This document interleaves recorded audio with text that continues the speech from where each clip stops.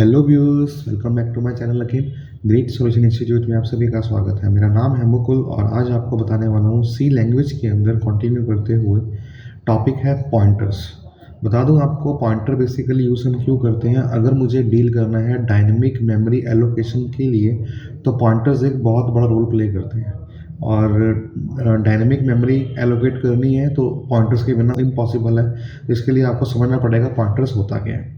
तो आज की वीडियो में आपको बताऊंगा कि पॉइंटर्स क्या है, उसको किस तरह से करेंगे इनिशियलाइज और किस तरह से हम लोग उसको यूज़ करेंगे, और साथ में अगर मुझे यूज़ करना हो एज अ फंक्शन, जिसको मैं पास करूँगा फंक्शन विद पॉइंटर्स, तो वो भी कवर करने वाला हूँ इसी वीडियो के अंदर। शुरू करने से पहले कहना चाहूँगा कि जो कोई व्यूअर चैनल पर पहली बार आया है ऐसे ही वीडियोज़ के लिए चैनल को सब्सक्राइब करना बिल्कुल ना भूलें और हाँ, बेल आइकन पर प्रेस जरूर कीजिएगा ताकि जब भी कोई वीडियो आए किसी भी टॉपिक के ऊपर उसकी नोटिफिकेशन आप तक पहुँच सके। चलिए स्टार्ट करते हैं आज की वीडियो बिना देर किए।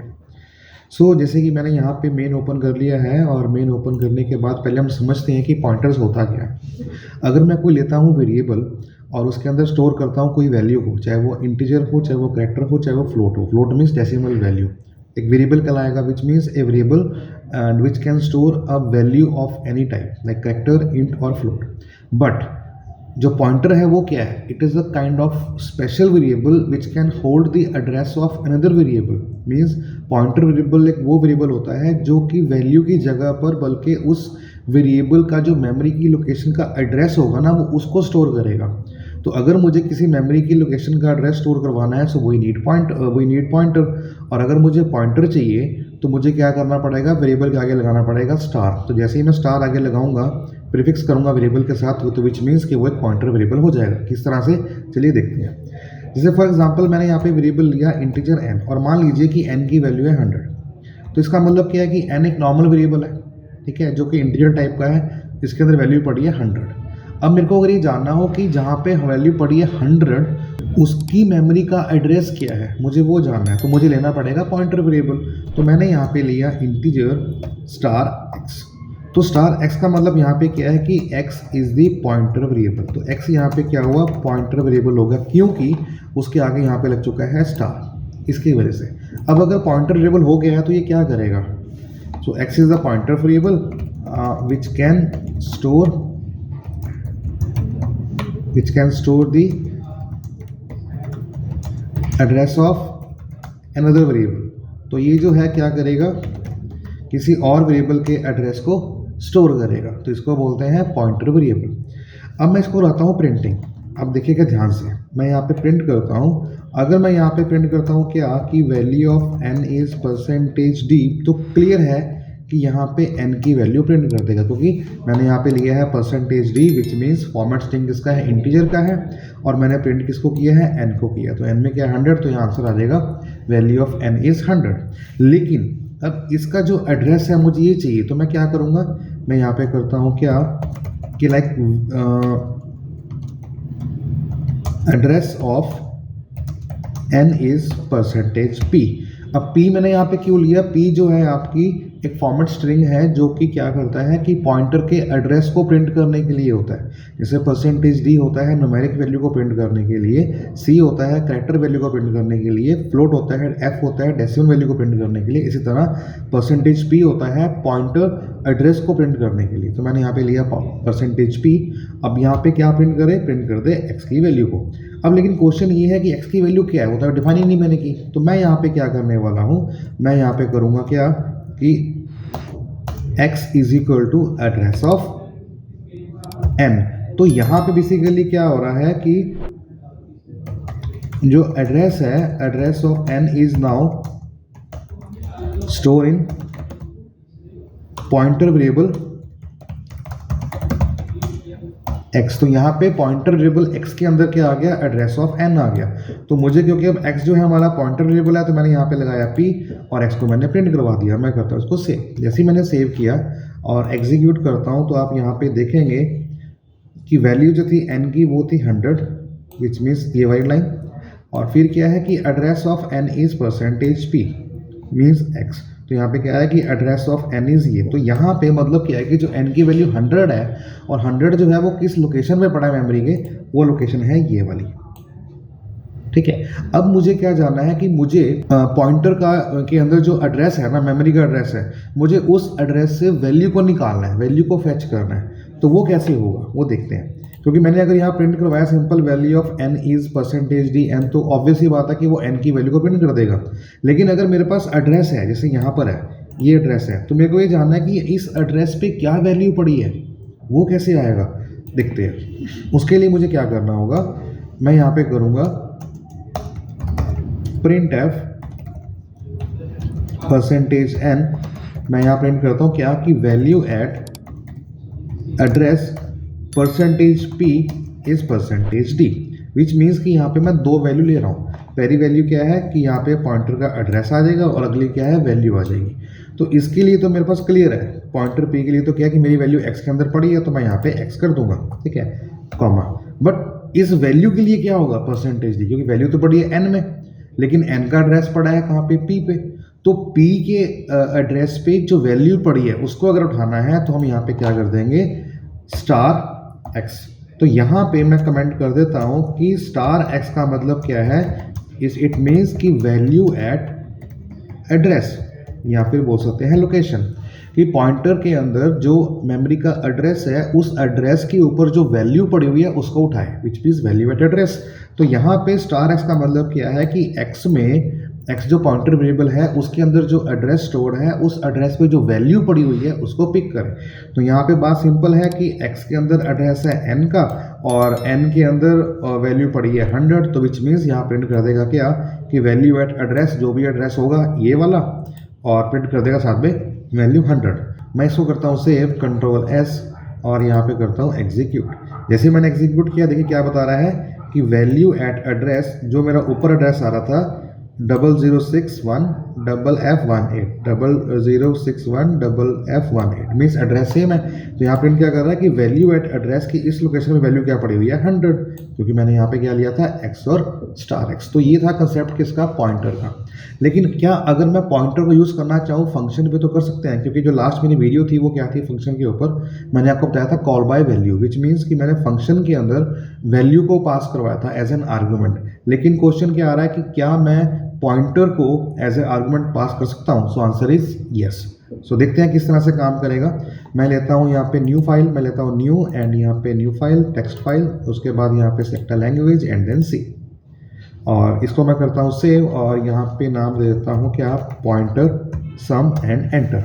अब क्वेश्चन को समझिए क्या करने वाला हूँ मैं, कि मेरे को लेना है sum of two numbers using function but with the help of pointers, which means कि मुझे कॉल बाय वैल्यू नहीं, मुझे कॉल बाय रेफरेंस लेनी है। क्योंकि जो लास्ट मैंने क्लास के अंदर बताया था फंक्शन के अंदर, उसका लिंक मैं आपको दे दूंगा डिस्क्रिप्शन बॉक्स के अंदर। उसमें क्या बेसिकली होता है कि मैं जो फंक्शन की आर्गूमेंट में पास करता हूँ वैल्यू, तो वो होता है कॉल बाय वैल्यू। लेकिन अब मैं वैल्यू वेरिएबल पास नहीं करूँगा, बल्कि एक वेरिएबल का एड्रेस पास करूँगा, तो वो बन जाएगा पॉइंटर। तो वो कैसे होगा देखते हैं। मैं यहाँ पे करता हूँ सबसे पहले लाइब्रेरी एज यूजुअल, क्योंकि ये हमारा स्ट्रक्चर है, इसे हमें फॉलो करना होता है। ये लाइब्रेरी आ गई, उसके बाद आ गया हमारा compiler function main and then block start and block बंद। अब सबसे पहले मैं ऊपर डिफाइन करता हूँ फंक्शन का नाम। तो रिटर्न टाइप आ गई इंटीजर, फंक्शन नेम आ गया सम, और इसमें दो पैरामीटर हैं इंट और इंट के। तो इसका मतलब यहाँ पे क्या होता है, फंक्शन प्रोटोटाइप। अब क्योंकि ये नॉर्मल वेरिएबल है, पॉइंटर वेरिएबल नहीं है, तो मुझे अगर एड्रेस पास करना है तो मुझे लेना पड़ेगा एज ए पॉइंटर वेरिएबल। तो मैंने यहाँ पे दे दिया क्या, स्पेस देके स्टार, स्पेस देके स्टार। सो विच मीन्स कि यहाँ पे हो गया function prototype and function name is, function का जो नाम है वो क्या है, सम हैविंग टू आर्ग्यूमेंट्स और parameters of pointer type. Means कि ये जो सम फंक्शन कॉल करूंगा तो क्या करेगा, ये वैल्यू की जगह पर एड्रेस को पास करेगा। बट कैसे देखते हैं। मैं यहाँ पे लेता हूँ दो वेरिएबल ए एंड बी, और एक लेता हूँ सी, जो कि उन दोनों का सम प्रिंट करवा के स्टोर करवाएगा। मान लीजिए कि ए की वैल्यू है 100, आप इसको स्कैन भी कर सकते हो प्रिंट एफ करके, बट मैं यहाँ पे फिक्स कर रहा हूँ कंपाइल टाइम पे कि ए की वैल्यू है 100 और बी की वैल्यू है 200। और मैं सी में क्या करता हूँ, फंक्शन कॉल करता हूँ सम, विच मीन्स कि जो भी सम का आंसर आएगा इसको कॉल करने के बाद वो सी में आ जाएगा। अब सी में आ जाएगा तो मैं उसका आंसर यहाँ पे प्रिंट करवा देता हूँ। कैसे? क्या कि sum of a not percentage d and percentage d is percentage d. तो पहले में आ गया ए, अगले में आ गया बी और अगले में आ गया सी। अब क्योंकि सी में आंसर है तो इसमें हमने आर्गुमेंट तो दी नहीं, इसका मतलब यहाँ पे क्या हुआ कि ये जो है हमारा ये है फंक्शन कॉलिंग, तो इसमें हमें आर्गुमेंट पास करनी पड़ेगी। तो मैं यहाँ पे क्या पास करूँगा, मैं करूँगा address of A, address of B. तो इसके अंदर मैंने ए बी पास नहीं किया बल्कि ए और बी का एड्रेस पास किया है। तो अगर ए और बी का मैंने एड्रेस पास किया है तो जो फंक्शन प्रोटाइप है वहाँ पे मैंने पॉइंटर लेके रखा है, तभी वो काम करेगा ना, क्योंकि ये एक्सेप्ट तब करेगा जब यहाँ पे एड्रेस पास होगा, और एड्रेस पास तब होगा जब वहाँ पे पॉइंटर होगा। तो दिस इज द कंसेप्ट। तो यहाँ पे जो कंसेप्ट हो रहा है ना, यहाँ से इसको बोलते हैं कॉल बाय रेफरेंस। तो ये इसका आंसर सी में आ जाएगा और ये प्रिंट कर देगा। अब क्वेश्चन ये है कि फंक्शन डेफिनेशन कहाँ है, वो तो है नहीं। तो अब मैं यहाँ पे फंक्शन को डिफाइन करूँगा। तो मैंने यहाँ पे लिया इंटीजर सम और ये दो फंक्शन ब्रेसेस आए, और यहाँ पे जो है इसका मतलब क्या है, फंक्शन डेफिनेशन। अब क्योंकि ऊपर पॉइंटर वेरिएबल था तो यहाँ पे भी आपके पॉइंटर वेरिएबल होंगे, तो मैंने यहाँ पे क्या लिया, star like n1 and star n2, which means कि मेरे यहाँ पे दो वेरिएबल हो गए। कौन कौन से हो गए? एक हो गया इंटीजर पॉइंटर n1, एक हो गया पॉइंटर n2। क्योंकि यह पॉइंटर वेरिएबल है तो ये स्टोर करेगा एड्रेस को, और यहाँ पे एड्रेस तो पास हो रहा है। तो जब स्टेटमेंट यहाँ पर आएगी सम के अंदर, तो ये क्या करेगा कि जो एड्रेस ऑफ ए है ये डाल देगा कहाँ पे, ट्रांसफ़र कर देगा इस पॉइंटर n1 के अंदर, और जो एड्रेस है b का वो ट्रांसफ़र कर देगा n2 के अंदर। तो इस कंसेप्ट को हम क्या बोलते हैं, इसको हम बोलते हैं कॉल बाय रेफरेंस। इसको मैं करता हूँ यहाँ पे कमेंट। अब क्योंकि हमारा जो है एड्रेस आ गया पॉइंटर n1 में, तो मैं यहाँ पे लेता हूँ लोकल वेरिएबल d, और मैं यहाँ पे क्या करता हूँ d इज इक्वल टू। अब मुझे क्या करना है कि मुझे इस एड्रेस से कोई मतलब नहीं है, मेरे को तो ये देखना है कि उस एड्रेस में क्या वैल्यू पड़ी है। तो मैं यहाँ पे क्या करूँगा कि d के अंदर मैं प्लस कर रहा हूँ किसको, ये कह के कि pointer value eight address n1 plus value eight address n2। क्योंकि अभी क्या है कि स्टार n1, ठीक है। अब n1 में क्या है, एड्रेस पड़ा है किसका, a का। तो a के एड्रेस में क्या वैल्यू पड़ी हुई है, 100। तो यहाँ पे करेगा 100 प्लस पॉइंटर n2। अब पॉइंटर n2 का मतलब यहाँ पे क्या है कि n2 में एड्रेस पड़ा है किसका, b का, और b में एड्रेस पड़ा है कितना, 200। तो यहाँ पे सीधी सीधी बात क्या है कि ये 100 और प्लस 200 का सम कर देगा, और आंसर कहाँ आ गया, d में। अब क्योंकि function must return a value, तो यहाँ पे हम लगाएंगे स्टेटमेंट क्या, रिटर्न, और किसको कर दे, d को कर दे, इसमें हमारा आंसर है। तो जिसमें हमारा आंसर है, रिटर्न जैसे ही करेगा यहाँ से जंप करके वो चला जाएगा इस स्टेटमेंट में, उसका आंसर सी में आ गया और प्रिंट किया, और डेट सेट, और प्रोग्राम खत्म। अब मैं यहाँ पे करता हूँ सेव, कंट्रोल S मैंने किया, और यहाँ पे करता हूँ एग्जीक्यूट। तो देखिए क्या है, sum of 100 and 200 is 300, which means कि जो हमारा प्रोग्राम है ये बिल्कुल वर्क कर रहा है। तो इसके अंदर मैंने आपको क्या बताया वीडियो के अंदर कि पॉइंटर्स क्या होते हैं, और डायनेमिक मेमोरी एलोकेशन के लिए पॉइंटर को समझना बहुत ज़रूरी है। तो हालांकि मैंने आज आपको डायनेमिक मेमोरी एलोकेशन नहीं बताया है, बता दूं आपको उसका बेसिक फंडा क्या रहता है कि जैसे मैंने इंटीजर में मैंने कोई वैल्यू ली है, मैंने मान लो 5 वेरिएबल लिए हैं या मैंने 50 वेरिएबल लिए हैं, बट यूज़ में सिर्फ कर रहा हूँ 2। तो 50 मैंने डिफाइन अगर कर दिया ना, डिक्लेयर कर दिया, तो विच मीन्स कि मेमोरी में उसने 50 का साइज़ कंज्यूम कर लेना है। लेकिन डायनेमिक में क्या होता है कि अगर मैंने जितने मैं यूज़ करूँगा ना वो उतनी ही ऑक्यूपाई करेगा, बाकी वो करेगा ही नहीं, वो यूज़ ही नहीं करेगा। So this is the concept, ये है स्टोरेज सेविंग, ठीक है। मेमोरी एफिशिएंट होता है, प्रोग्राम आपका बहुत फास्ट चलता है, तो इसके लिए यूज़ करते हैं डायनेमिक मेमोरी एलोकेशन, देखिए जो कि हमारा लेटर कंसेप्ट आएगा, जो डिस्कस करूंगा बाद में आपको आने वाले नेक्स्ट वीडियो के अंदर। क्योंकि वीडियो लंबी ना हो इसलिए समझना बहुत जरूरी है कि पॉइंटर्स क्या होता है, उसका यूज़ क्या है, और मैंने आपको बताया फंक्शन के अंदर पॉइंट यूज़ किस तरह से कर सकते हैं। तो उम्मीद करता हूँ वीडियो अच्छी लगी होगी। अगर समझ में आ गया तो प्लीज़ वीडियो को लाइक कर दें। कोई अगर डाउट रहता है तो मुझसे आप कमेंट बॉक्स में कमेंट भी करके पूछ सकते हैं, I will definitely help you.